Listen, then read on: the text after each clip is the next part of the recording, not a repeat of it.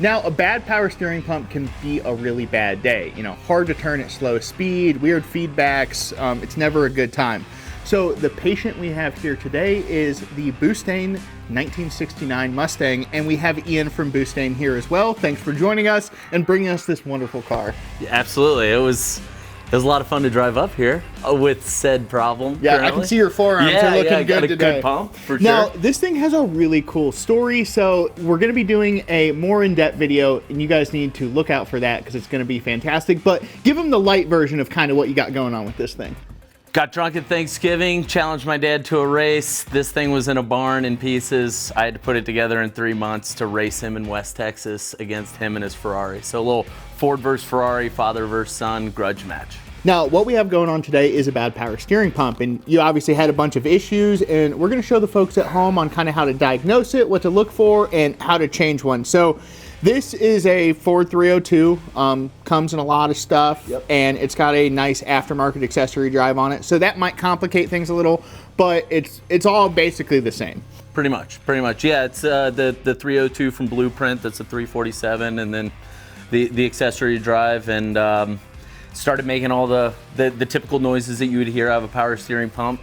Started, you know, slow speed, started to turn it a little bit, started hearing the infamous whine, started getting tired arms, and drove straight here. Yeah, so, you know, I'm glad for you to join us, and we can't wait to help you fix this. So we're gonna get right into it, get the fluid drained out of this thing, get the pump off, and jump right into it. So let's get to it. Steering diagnosis and getting all this stuff figured out is a trouble for some people, and you don't want to throw parts at it. You want to diagnose, you know, it's all about diagnosing versus, you know, you could spend only a couple $100, or you can replace it all and spend $1,000 or even more. And honestly, you know, the function of the whole thing being put together for a race car, don't really think we ever had any time to do any proper diagnosis. But one thing that you pointed out that was pretty interesting was, honestly, when I originally ran the power steering lines, I created some kind of P-trap situations, some dips that maybe burned out this power steering pump by trapping some air. Yeah, because you can get an air, like air will lock anything. It doesn't matter. It's just like brake lines, that kind of deal, is you can get an air bubble, and it line locks itself. Fluid doesn't get to the right spot, not enough fluid. Usually burn them up on the return side. So that's, you don't return enough fluid to the pump, thing gets over hot, and it just destroys itself. So we got the pump off, the lines are draining, the pump's draining, but the cool part about this accessory drive that came on this Blueprint 347 is that all these accessories are lifetime warranty, like the power steering pump. So, and this is essentially just a GM Type 2 pump. So no matter where you are in the United States, you know, buy your closest Summit Racing, is you could walk into any one of our stores and buy a Type 2 pump any day of the week and replace this. We have your replacement. We just got to get the lines pulled off, get those nice and cleaned out, and salvage pulley off of it. This came with the fittings right in it, so that's going to make it even easier. So yeah, we're going to get some stuff cleaned up, and we're going to be ready to party. This is actually really easy job. Yeah.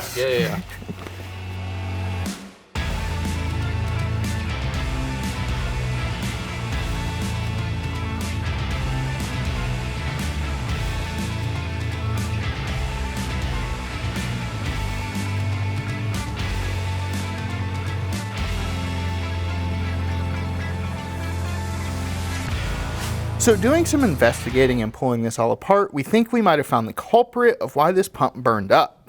Now, power steering pumps need a lot of fluid fast. So this thing originally had a 6 AN feed, which is not nearly big enough. It recommends at least a 10 AN feed. So beside it, this is a 10 AN feed. So you can look even on the back side here, it's the same size on this side, but it narrows down. So that was our restriction. Like, this one will fit inside this one. So we're gonna go to 10 AN on the pump and the reservoir, and that should cure the issue and give this thing a long life.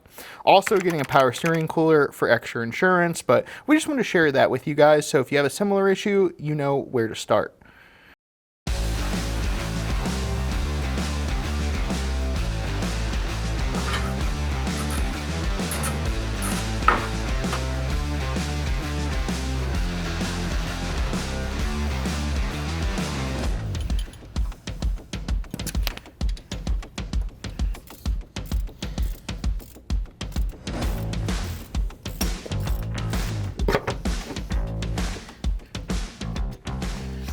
So we're just trying to like get this system lower. So I think if we go like this and just put kind of a nice gradual bend in it, we're still getting our volume that we want, so it's bigger, and we'll be able to put another 90 on the end and everything will fit fine. Just more fluid. There's no P-trap, so it's not going to be dropping below the pump at all. That's exactly the issue we're trying to fix. So cool. Well, I'm glad we know where somewhere to get parts, so we're gonna go grab another fitting. Real convenient. So I'm gonna go grab another 90-degree fitting, and then we'll get this knocked out.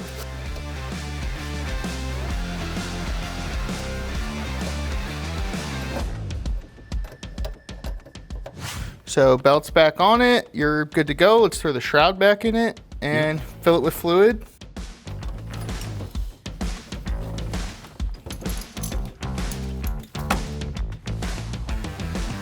So we're all installed, our lines are checked, and it's time to start filling this thing up. Now, to make sure there's fluid in the system and no air, and this pump has its best chance of lasting a long time, we're gonna do a little pre-bleeding procedure. So I'm gonna fill up the reservoir, Ian's gonna turn the wheel back and forth, and you guys are gonna watch the bubbles come. So let me fill it up. And if you could turn the wheel, sir. And look at that thing just take fluid. And we're gonna do this until the bubbles stop. We'll fill the reservoir 3/4 of the way full, and then we'll do some test drive. So we don't wanna let it go dry. Good to go? Yep, keep turning the wheel. Basically what this is doing is it's working the orbital in the steering box, and that's going back and forth and allowing air to escape and just get all oil into the system. It's very similar to like bleeding brakes, but we're not gonna build pressure and bleed them. Will it push fluid through the oil cooler as well? Mm-hmm. Without turning the pump on, it'll be able to bleed it? Yep. As you guys can see, the air bubbles are starting to kind of slow down. So we're getting really close to this thing being full. Have you been counting? No, my arm's getting tired. Be surprised how hard it is to work an air bubble out of something. And like one of the things I like to do, you like to grab the lines, kind of move them around a little bit, see if you can dislodge any air.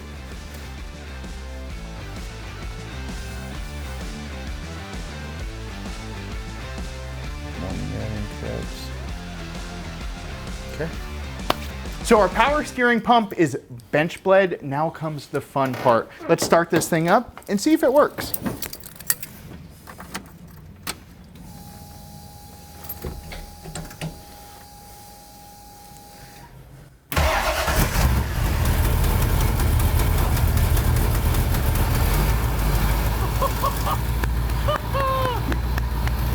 Heck yeah.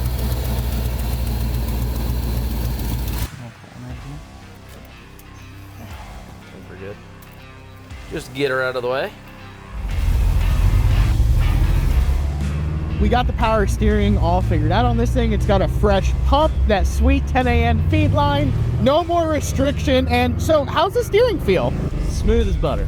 Yeah, absolutely fantastic. And you know, it was cool to be able to take it apart and really kind of diagnose the issue, because we could have put it back together the same with that 6 AM feed, and unfortunately I think you would have had a similar result to what you had before. I think we would have ended up getting into the same situation where the power steering just slowly killed itself and lose the pump again. But it was pretty cool going through it methodically and then identifying that it was that one little part that we changed probably out of convenience in the rush, but when we were building this for the race. But ultimately, it's beautiful now. Well, that was a great shakedown run, and it's back to having power steering. It's perfect. Yeah, you can't beat that. You know, you take power steering for granted when you have it, and when you don't, you certainly learn. you certainly hurry up and try to figure out how to get it back. Heck yeah. So for more content like this and tool reviews, celebrity interviews, and event coverage, head over to the Summit Racing YouTube channel and make sure to like and subscribe and punch that notification bell so you're the first to know. I want to say thanks again, Ian, for joining us today, letting us work on this sweet car, and I can't wait to see you down on the road some more. Thanks, buddy. So until next time, I'm Justin with Summit Racing. We have Ian here from BOOSTane, and we'll see you guys later.